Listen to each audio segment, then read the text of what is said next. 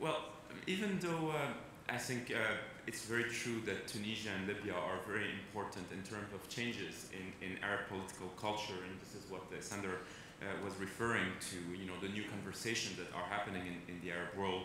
And even though the Gulf remains a very strategic region in the wider Middle East, but it's moving pretty slowly, as Sultan also alluded to. I think it's pretty safe to say that right now the new Arab regional order will be forged in the Levant, this region from Egypt to Syria. And this new order will be shaped as much, if not more, by outsiders than by the people of the region. And it's also where it can all go wrong. This is where the fresh, exciting Arab awakening is meeting the old but enduring realities of the Arab world. Yes, there's political and religious diversity in the Levant, but there's also sectarianism.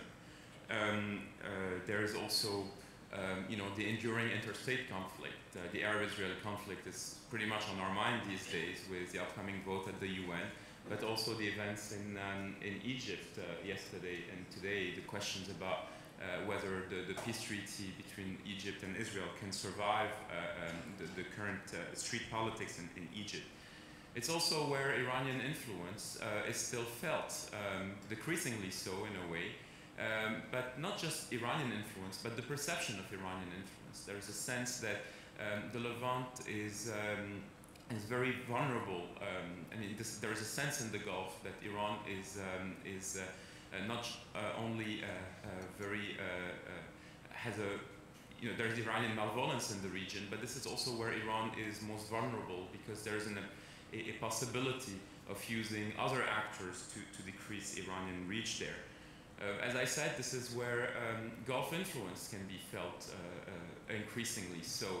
The rise of Salafi movements, but also the old traditional ties between Levantine political elites and Gulf political elites.